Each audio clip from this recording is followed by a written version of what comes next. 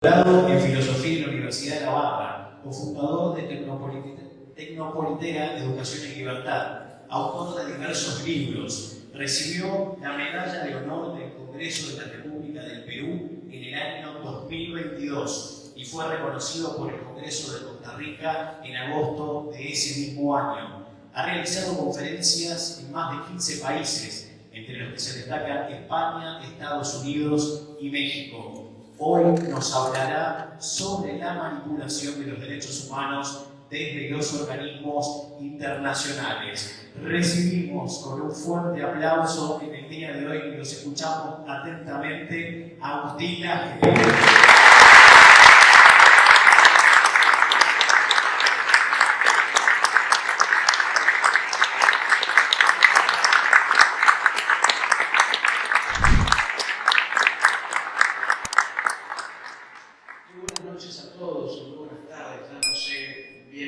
Estamos, solo sé que tuve que venir caminando media hora a pie. Sentí un poco una especie de escena del Señor de los Anillos, pero bueno, estoy vivo. Gracias al Global Center, no solamente por haberme invitado a dar esta exposición, sino por todo lo que hacen, que me consta que es más que necesario. Gracias a ustedes que han llegado, han venido. Yo sinceramente pensé que no era nadie. Pensé, bueno, a ver cómo sacamos esto adelante. Fue una gran sorpresa llegar y ver que en efecto el auditorio estaba lleno. Es la primera vez que diserto en el Congreso de mi propia patria. Recién adelantaban dos. Yo estuve disertando en el Congreso de Perú, de Ecuador, de Costa Rica, de Paraguay, de Uruguay, de México, de Chile, de Colombia, bueno, muchísimos. Y otros más que se me pierden, pero acá nunca había estado.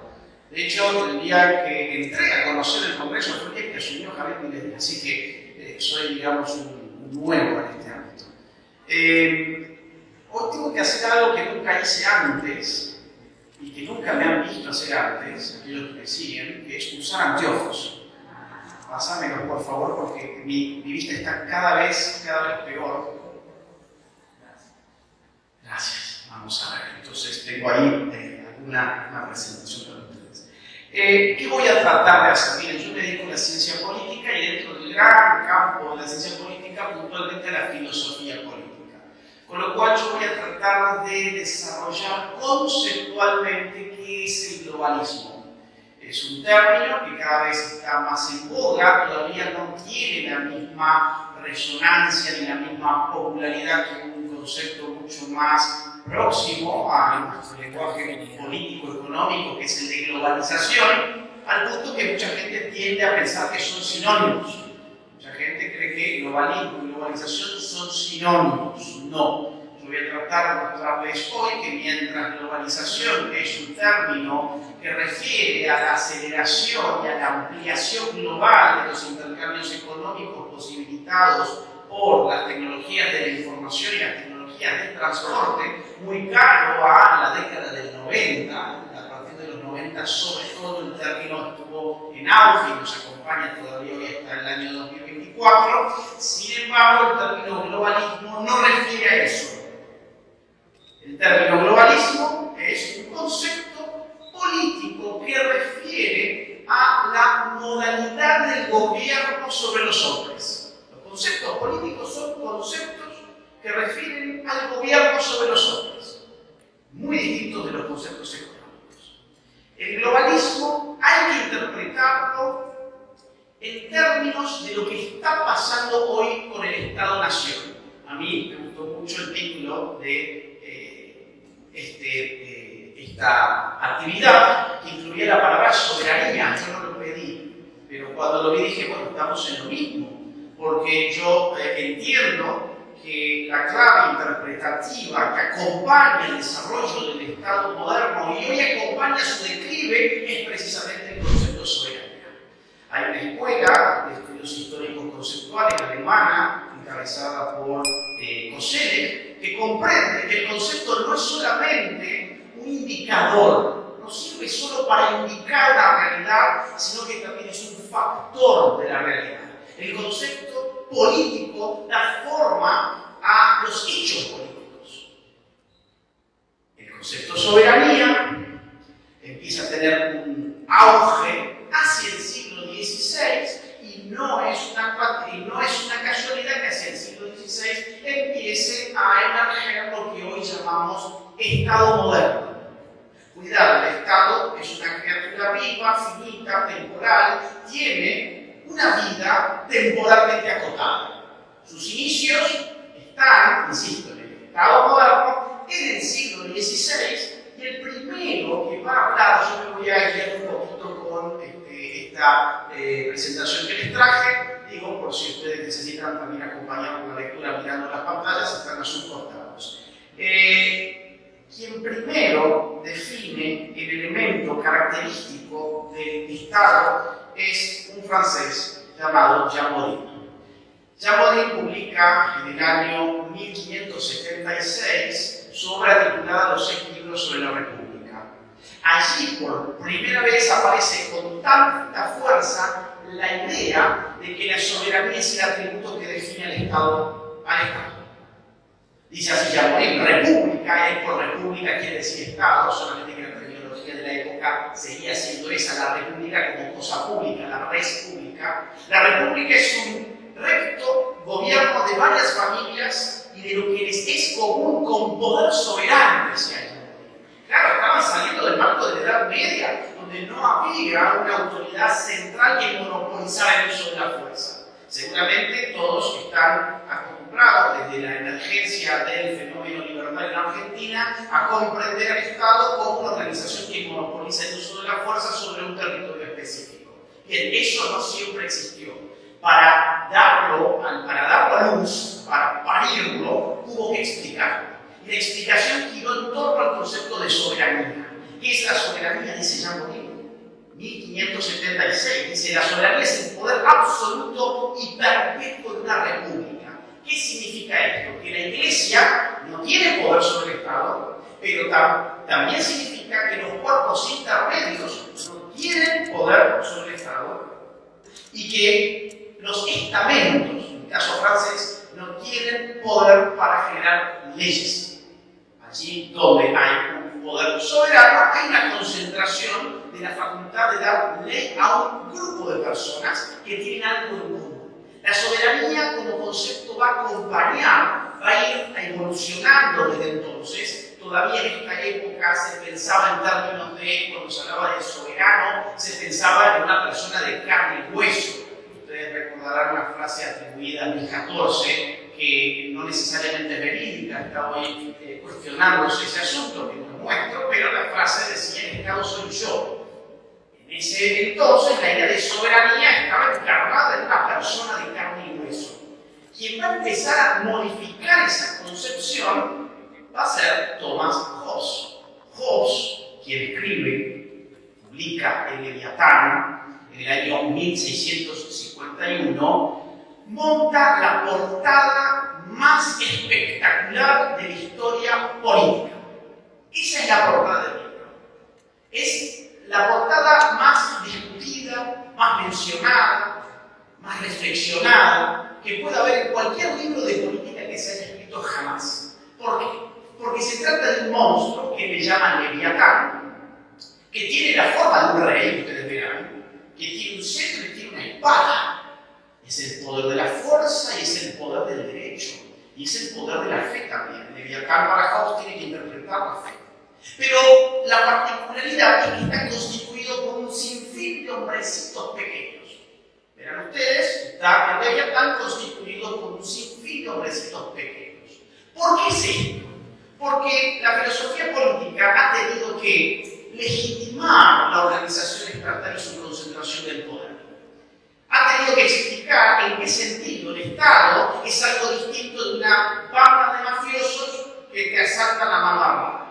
Este gran problema es el problema de la filosofía política. Y a Hobbes se le ocurre una idea maravillosa que da inicio a la filosofía política moderna. Esa idea es: pensemos al hombre en una situación prepolítica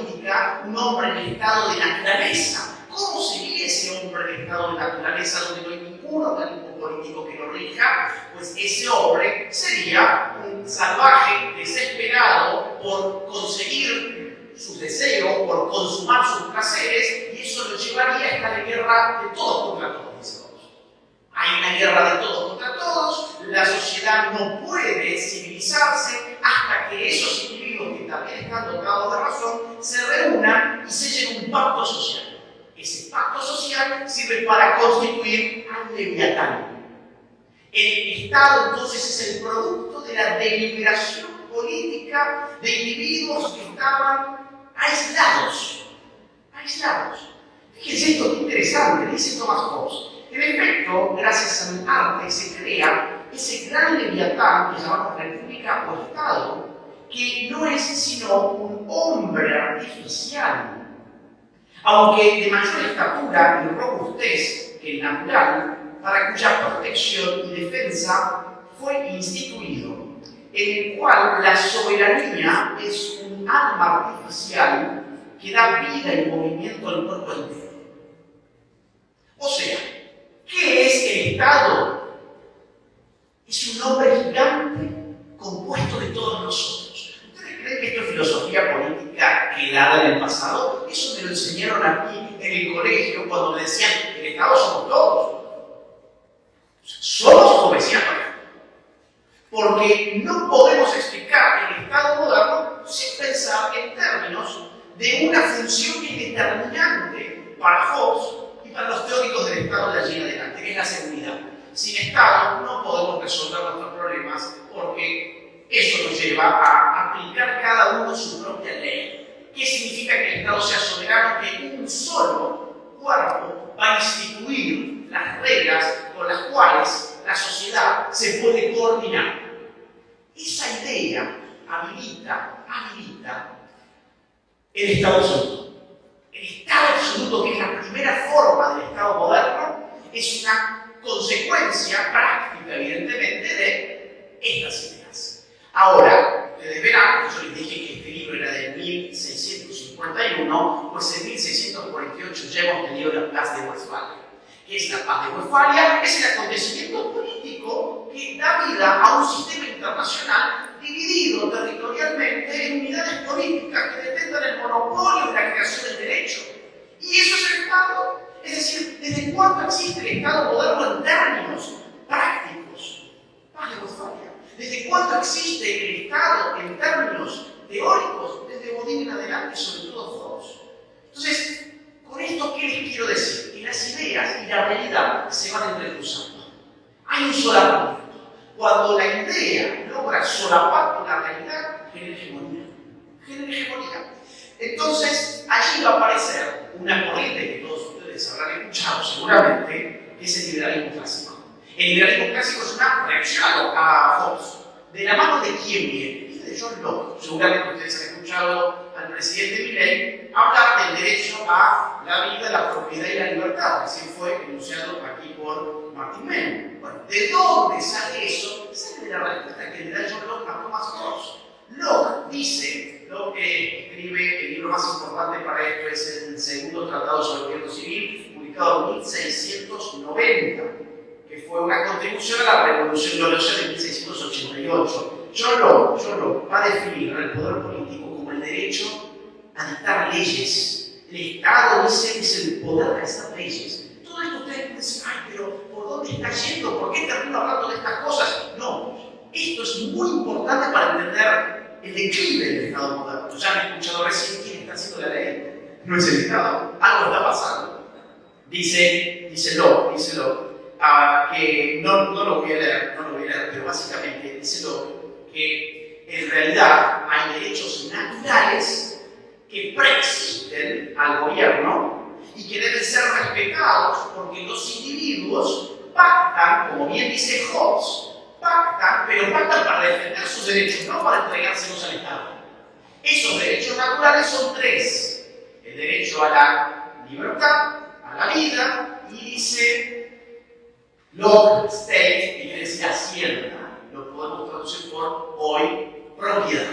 Bien, entonces el liberalismo clásico es una reacción al problema de la soberanía, que es cuál es el alcance del poder legítimo liberalismo dice, bueno, su poder legítimo tiene un freno en los derechos naturales de los individuos. Ustedes vayan registrando todo esto porque es una introducción a un tema central.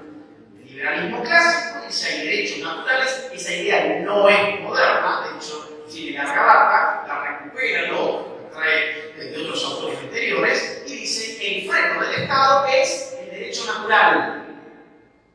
Fundamentalmente los tres que hemos mencionado. Claro, ustedes dirán, bueno, otra vez hablando de autores, ¿qué importa que dijo Locke? No importa mucho, estas fueron las ideas que impactaron y legitimaron la revolución de 1688. Bien, y fue lo que absorbieron los americanos para llevar adelante su revolución de 1776. Estamos hablando de política en términos significativos donde 2 siglos no son nada. Estas son las ideas que hoy estamos discutiendo a pesar de su lejanía a priori. Claro, ahora falta aquí algo, falta la democracia. Y va a aparecer Rousseau. Rousseau va a publicar el Contrato Social ya por más o menos 1754, más o menos. Y este va a ser el texto más importante de los revolucionarios franceses de 1789. ¿Qué va a decir Rousseau? Sí, es verdad, hay un contrato social, hay un pacto para salir del estado de naturaleza, pero esa soberanía la requiere, ¿quién? El pueblo, dice Rousseau. El gobierno, Rousseau, tengo una relación amor-odio con él, Rousseau era, digamos, una persona que en el fondo pensaba que así podía rescatar la libertad. Él tenía la esperanza de que si depositaba la soberanía en el pueblo, pues el pueblo no querría oprimirse a sí mismo y concebía al pueblo como una entidad monolítica. Entonces él dice, bien, en ese contrato social es cierto, se crea un gobierno, pero el pueblo sigue siendo el soberano. Así aparece nuestra democracia moderna, solo que después se representa al político conforme a los instrumentos republicanos. Pero fíjense cómo toda la filosofía política moderna desde el siglo XVI hasta ya casi, digamos, siglo XIX o cerca del siglo XIX, versa sobre lo mismo y da origen a las ideologías que discutimos. El problema del totalitarismo judeziano o del autoritarismo judeziano, el problema del liberalismo, el problema de la democracia, somos deudores de todo esto. Entonces, ¿qué estamos viviendo hoy? Hoy estamos viviendo el declive de ese sistema. Hoy estamos viviendo el agotamiento inducido de las capacidades soberanas de los Estados nacionales. La soberanía no es que esté dejando de existir, el poder de mandar siempre existe. Lo que está ocurriendo es que ese poder soberano está siendo destinado, está siendo transferido, está siendo succionado por organizaciones no tienen base territorial, que no tienen demos, o sea, no tienen pueblo, son apátridas, organizaciones que todavía no han configurado un sistema coactivo, pero están en vías de. Y esas organizaciones se fundamentan ya no en la legitimidad democrática que debemos a la evolución del concepto de soberanía hasta decir, oiga, la soberanía es del pueblo, sino que responde a una nueva legitimidad tecnocrática y filantrópica. ¿Por qué esta gente tiene derecho a mandarnos? En primer lugar, porque saben lo que la humanidad necesita, tecnocracia, y en segundo lugar, porque son filántropos, aman a la humanidad, entonces tenemos que ceder nuestra soberanía hacia aquellos que van a saber cuidarnos mejor de lo que nuestros pueblos pueden hacer conforme a sus sistemas democráticos más o menos perfectos según sea el caso. El modelo del globalismo, curiosamente, miren, esto es muy interesante, también lo encontramos en la filosofía política moderna de fines del siglo XVIII, en Kant. No voy a meterme con la cita porque veo con lente ya, pero aparte sería muy largo, me quiero unir con estas cosas, pero Kant, ya en La Paz Perpetua, que es un opúsculo que, si mal no recuerdo, es de 1795, dice, oigan, Hobbes planteó un estado de naturaleza que lo resolvió con un contrato social dentro del Estado. Ahora los Estados entre sí están en el estado de naturaleza entre ellos. ¡Wow! ¿Qué necesitamos hacer para que la guerra de todos contra todos, que ya no es entre los individuos tipo guerra civil, sino que es todos contra todos a nivel de Estado, cese? ¿Qué hacemos? Y Kant dice, pues creemos una república mundial, creemos un gobierno mundial. Los Estados tienen que ceder su soberanía para darle vida a un nuevo tipo de derecho cosmopolita, que llama, y esto garantizará la paz perpetua que los tratados interestatales no sirven para garantizar. Aquí está la base del globalismo. La idea de que existe una problemática internacional que requiere de la configuración de un poder internacional para ser solucionada. Esa problemática ustedes pongan el nombre que quieran, para Kant era la guerra, pero hoy podemos decir también por qué no una pandemia.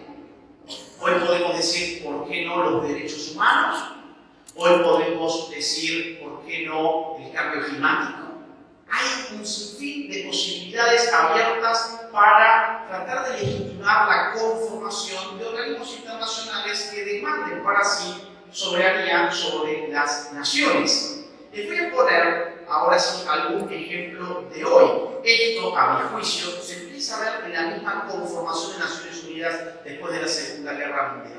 Yo no soy muy amigo de ninguna de las etapas de Naciones Unidas. Creo que desde su conformación ya hay un problema y es una aspiración a la gobernanza. Miren ustedes, por ejemplo, esta es la Carta Constituyente de Naciones Unidas, define los propósitos. En primer lugar, dice en su artículo 1, mantener la paz y la seguridad internacionales. Sabíamos que una Segunda Guerra Mundial, muy bien. Pero ya en el inciso 3 del artículo 1 encontramos lo siguiente, escuchen. Solucionar problemas internacionales de carácter económico, social, cultural o humanitario y en el desarrollo y el estímulo del respeto de los derechos humanos. A mí esa parte ya no me gusta nada. Que me digan que necesitamos organismos internacionales para solucionar problemas que son propios de las naciones a nivel económico, social, cultural, humanitario, y que además van a crear derecho, claro que revestido bajo el término muy simpático de derechos humanos, pero al final de cuentas no sé qué cae dentro de eso, ya lo vamos a ver.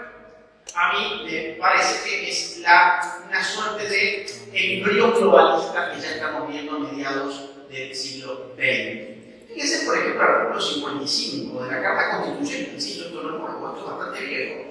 Dice, con el propósito de crear las condiciones de estabilidad y bienestar necesarias para las relaciones pacíficas y amistosas entre las naciones, basadas en el respeto al principio de la igualdad de derechos y a la libre determinación de los pueblos, la organización promoverá 1. Niveles de vida más elevados, trabajo permanente para todos, condiciones de progreso y desarrollo económico y social. 2. La solución de problemas internacionales de carácter económico, social y sanitario y de otros problemas conexos. Y 3. La cooperación internacional en el orden cultural y educativo y el respeto universal de los derechos humanos. Esto trae consigo la necesidad de una serie de órganos especializados, fondos, comités, distintas estructuras que funcionan a la postre como un gran gobierno. ¿Qué es UNESCO sino un ministerio de educación? ¿Qué es UNICEF sino un ministerio de niñez? ¿Qué es la OMS sino un ministerio de salud? ¿Qué es el Banco Mundial? Y así podemos seguir.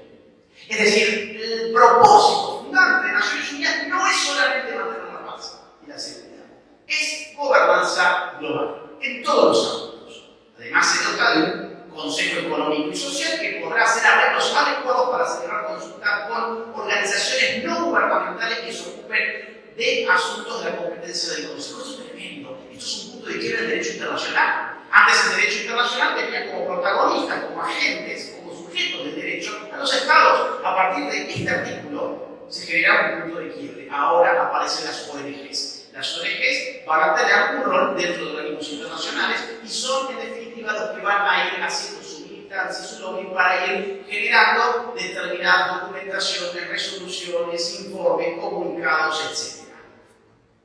Bueno, dentro de la... dentro de lo que es la Declaración Universal de los Derechos Humanos hay un montón de cosas impresionantes para mí, la verdad. O sea, el secreto es viejo, pero... Por ejemplo, dice que todo el mundo tiene derecho al descanso, al disfrute del tiempo libre, a una limitación razonable de la duración del trabajo y a vacaciones periódicas pagadas. Es decir, a ver, yo trabajo 16 horas por día y no creo que nadie esté violando mis derechos humanos. Vamos a decir, tampoco tengo nadie que me pague vacaciones, por cierto. Pero vamos a decir así, ¿es un derecho humano que te paguen unas vacaciones? ¿O es un derecho que voy a poder llamar derecho social o derecho económico? Aquí el gran problema de estos instrumentos es que quieren ser una imitación pura del derecho natural. Pretenden que hay una universalidad de los derechos humanos, pero no pueden ponerse de acuerdo de quién es el ser humano. El gran problema de esta declaración fue que nadie se ponía de acuerdo en qué consiste la naturaleza humana de la cual vamos a derivar derechos. Por lo tanto, a la postre, el gran problema de los derechos humanos actuales es que no tienen nada que ver con el derecho natural, que por definición está limitado. ¿Limitado a qué? A la limitación de la naturaleza humana. No, ahora los derechos humanos tienen otro fundamento, que es lo que ellos llaman derechos progresivos, que es la ideología política que supone que se requiere una ampliación de derechos que se va, digamos así, acorazando bajo la terminología de los derechos humanos. Hoy cualquier cosa es un derecho humano. Recién decía Lenin que la educación sexual integral ya está expresada en términos de derecho humano, porque es la manera que ellos tienen para pasar por encima de las legislaciones nacionales. Cada vez que ellos dicen que algo es un derecho humano, lo que están diciendo es: no tenemos que legislar eso en ninguna nación, ya lo hemos decidido nosotros. Ustedes solamente tienen que adecuar legislativamente o a través de fallos esta interpretación que hace este equipo de expertos, comités, comisiones, etc. Esto es gravísimo. ¿Por qué? Porque el Estado entonces se convierte en exactamente lo que los argentinos han votado para que no sea. 56% de la gente votó la idea de que aquí había que defender tres derechos: libertad, propiedad, vida. Ahora, hoy está, por ejemplo, lo que yo acabo de decir, que no existe un derecho humano a vacaciones pagadas, o podría poner muchos otros ejemplos. Hoy eso sería, digamos, violatorio de los derechos humanos. Es decir, hoy ser libertario es estar por fuera del 95% de las definiciones de derechos humanos que esta gente da. Y cuando vos decís, ¿y quiero elegirlo aquí? Bueno, no, en verdad es una cocina que está fuera de las dimensiones territoriales de nuestra patria, pero por algún motivo estamos absorbiendo eso constantemente. Les voy a dar el ejemplo de la OEA, la Organización de los Estados Americanos, ¿bien? Donde, fíjense, es un cálculo, es un cálculo de las Naciones Unidas en general. De hecho, ellos así lo asumen. El artículo 1 ya dice: dentro de las Naciones Unidas, la Organización de los Estados Americanos constituye un organismo regional. O sea, lo que diga Naciones Unidas, pues la OEA lo tiene que asumir. Por eso insisto, nadie decía hace un rato nada más: miren, la OEA a su vez está diciendo que expertos de la ONU dicen que tal cosa es un derecho humano. Miren ustedes, por ejemplo, el artículo 30, dice: los Estados miembros, inspirados en los principios de solidaridad y cooperación interamericanas, se comprometen a un esfuerzo para lograr que impere la justicia social internacional en sus relaciones y para que sus pueblos alcancen un desarrollo integral, bla, bla, bla. El desarrollo integral abarca los campos económico, social, educacional, cultural, científico, tecnológico. ¿Qué están haciendo? Duplicar burocracia. Tenemos burocracia para todo eso dentro del Estado, pues ahora que no haya, tendrá que empezar a formarse distintos comités, distintos órganos que respondan a esto. Entre otros, el Sistema Interamericano de los Derechos Humanos. El Sistema Interamericano de los Derechos Humanos consta de dos órganos. Uno de ellos es la CIDH, Comisión Interamericana de los Derechos Humanos, y la otra es la Corte IDH, Corte Interamericana de los Derechos Humanos. Dejen ustedes mostrarles algunos ejemplos. En primer lugar, miren ustedes lo que es el financiamiento, algo recién decía también Neyri. Esto es de la CIDH, esa es la distribución entre fondos regulares y fondos específicos. El fondo regular es el que viene de OEA, o sea, de los Estados Americanos. El fondo específico, el verde, es el que viene desde Google, pasando por la Fundación Ford, George Soros, Open Society Foundation, España, Suecia y distintos países que ni siquiera son de nuestro continente, que por algún motivo ponen allí dinero. Ya vamos a ver algunos de sus motivos. Bueno, aquí por más dudas, aquí está detalle que ustedes pueden ver cuáles son las siglas de las organizaciones que están financiando la Comisión Interamericana de los Derechos Humanos. Y esto es a su vez el informe último que está publicado en el año 2022 de la Corte, donde tenemos también una proporción alevosa de fondos excepcionales, o sea, de fondos de agentes que no son parte de OEA. Vamos a ver algún ejemplo. Miren esto. Este es un informe, si mal no recuerdo, del año 2015, que se titula Violencia contra personas LGBTI de la CIDH. Miren ustedes algunas de las cosas que dice.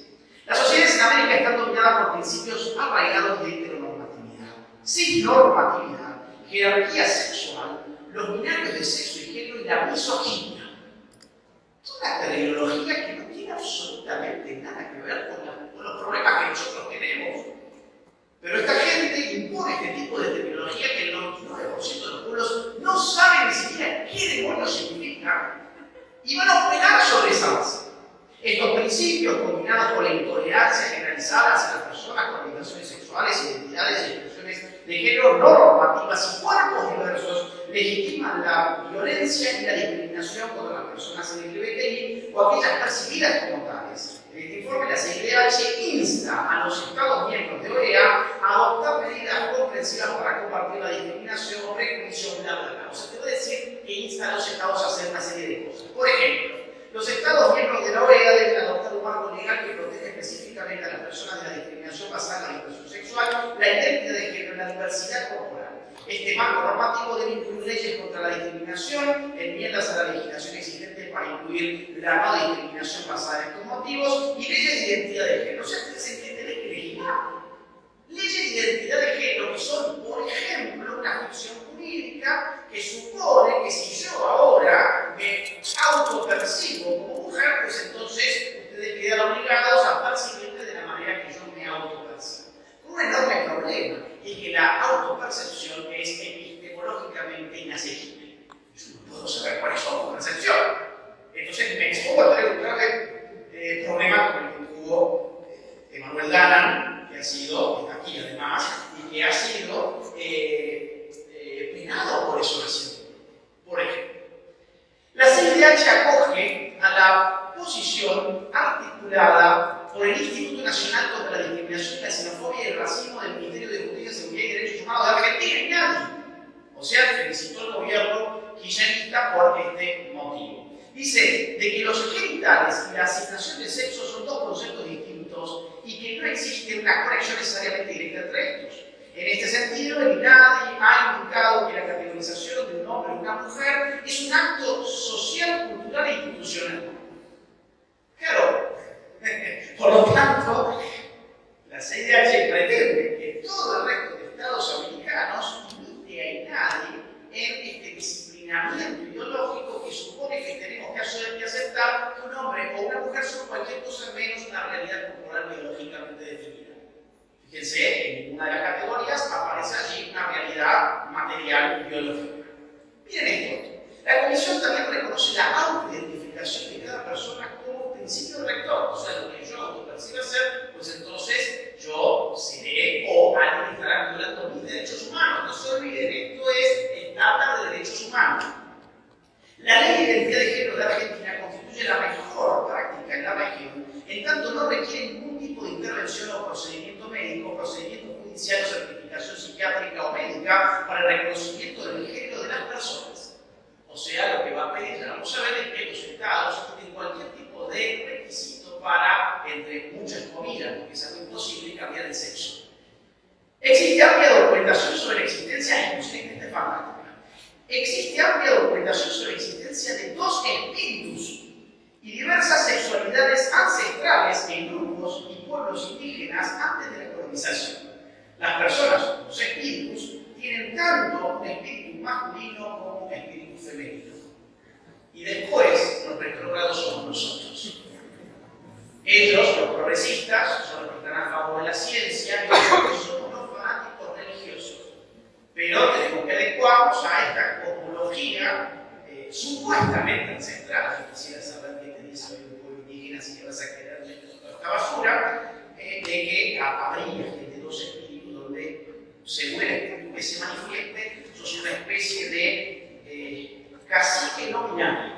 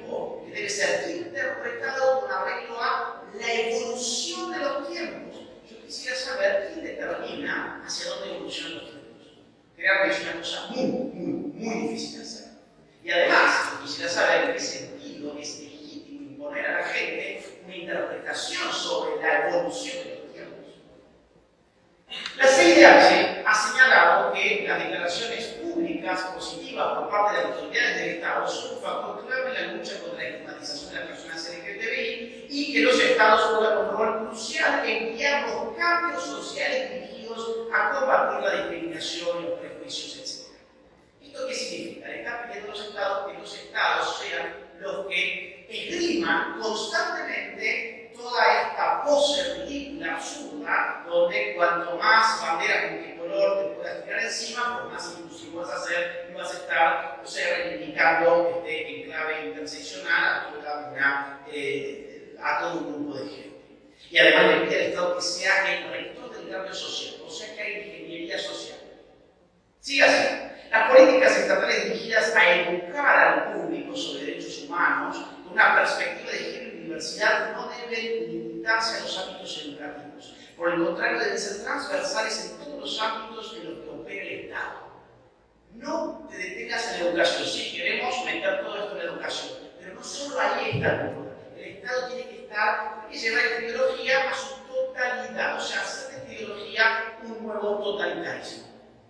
Los estados deben promover que los medios de comunicación jueguen un rol positivo en la lucha contra la discriminación, contra el LGBT, etc. Garantizar que las políticas y programas educativos estén especialmente diseñados para modificar los patrones sociales y culturales.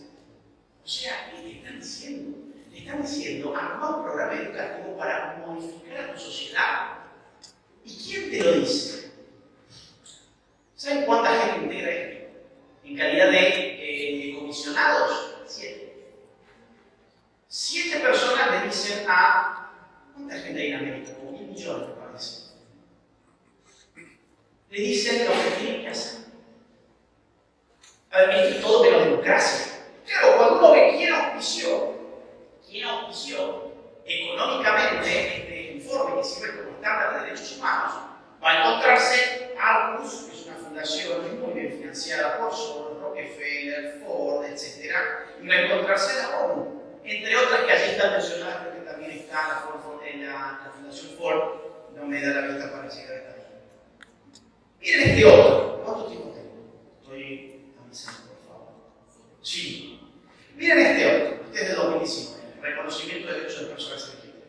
La CIDH dice no puede dejar de expresar su preocupación por el avance de sectores antiderechos LGTBI en la región, inclusive en el seno de los poderes del Estado. ¿A qué se refiere? A nosotros. Entonces, a lo que llama es a que no lo voy a leer todo, pero tengo 5 minutos nomás, a que los estados se comprometan en combatir a lo que ellos llaman sectores antiderechos. ¿Se dan cuenta otra vez? Es una comisión de gente que no conocemos, que no hemos elegido, nadie la ha votado. Le viene a decir a los estados de esta región que tienen que perseguir a disidentes políticos. Los estados tienen la obligación de diseñar y implementar proyectos que busquen cambios culturales. Esa es la segunda parte. Con la finalidad de garantizar, obviamente, la inclusión, la diversidad y toda la parafernalia orwelliana típica. O sea, el Estado tiene la obligación de cambiar la cultura. ¿Con qué patrones? ¿Con los patrones del pueblo argentino? ¿Con los patrones de la gente que trabaja ahí? Que no tengo idea quiénes son. Son aparte de las además. Asimismo, los estados deben emprender esfuerzos para que las empresas privadas promuevan la cultura de respeto a los derechos LGTBI en relación con sus funcionarios y sus clientes. O sea, el Estado tiene que extender sus tentáculos, ya no económicos, para expoliar la productividad del privado, como actualmente lo hace, sino que además tiene que marcar cuál es el camino cultural. Asimismo, es importante la creación de instancias gubernamentales específicas para tratar sobre los derechos de dicha población y trabajar en las políticas públicas. Le hace Ministerio de Género. ¿Qué pasa? Claro. Miren, ¿a quién agradecen aquí? ¿A quién agradecen aquí? Al Trust de las Américas, a ver si ustedes chicos tienen mejor, a la Fundación Arcus, Wall Street y Philanthropic Fund, que está muy financiado, por ejemplo, por los Washington Foundation. Y después llegamos a este que es el último, la comisión complementará el estudio de las cuestiones bajo análisis en el presente informe al uso y los compromisos asumidos por los estados en el marco de la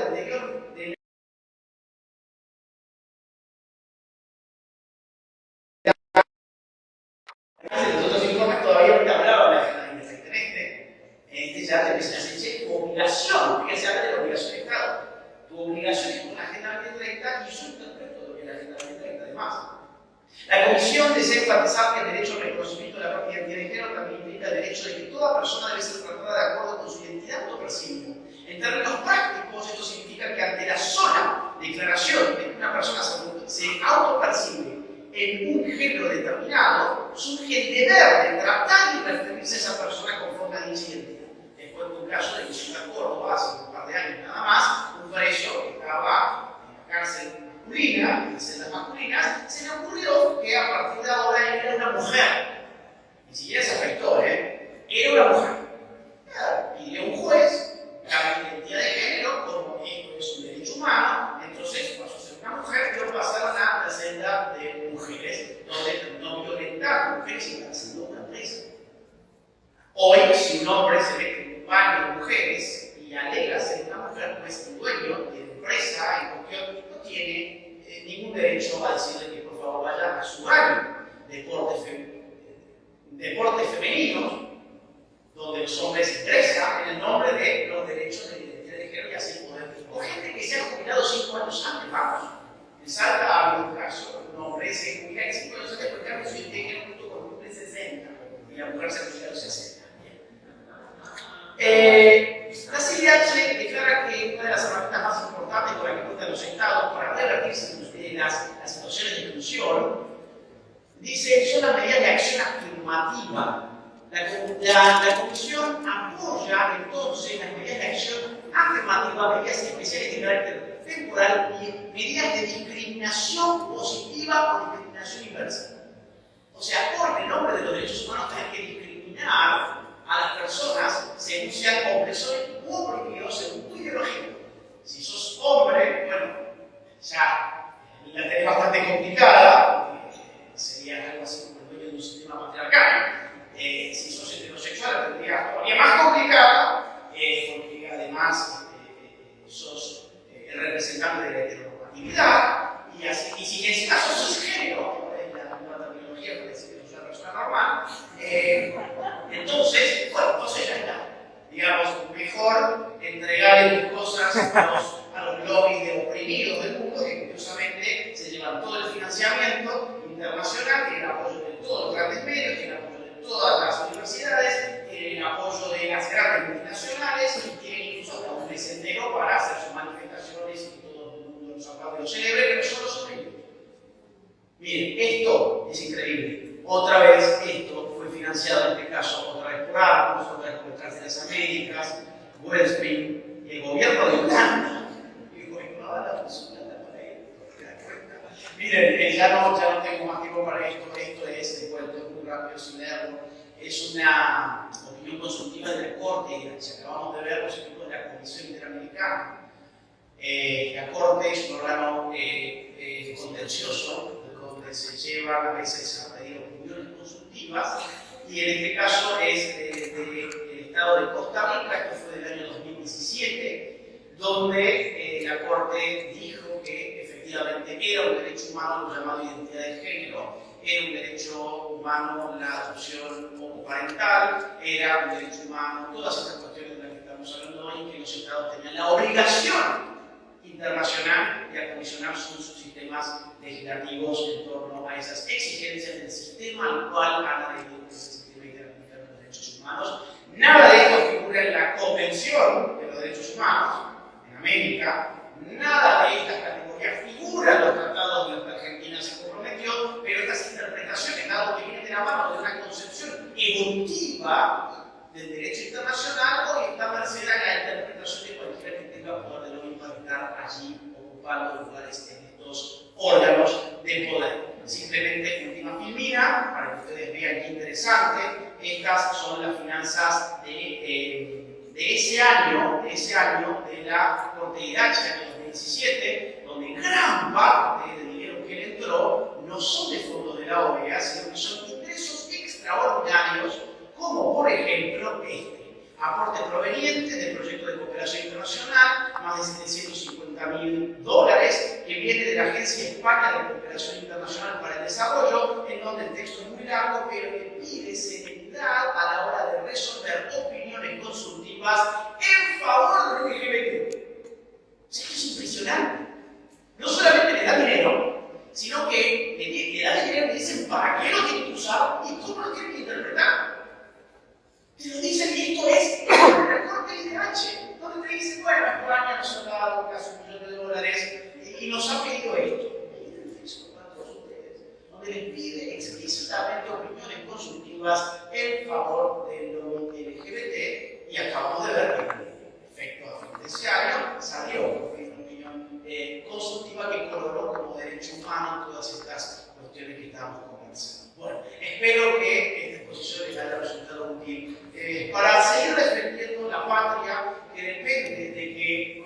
pueblo continúe siendo verdaderamente soberano frente a intentonas de élites globalistas que no son populares, que no son democráticas, pero que tienen gran poder de lobby y mucho dinero para imponernos modos de vida que no son nuestros. Muchas gracias.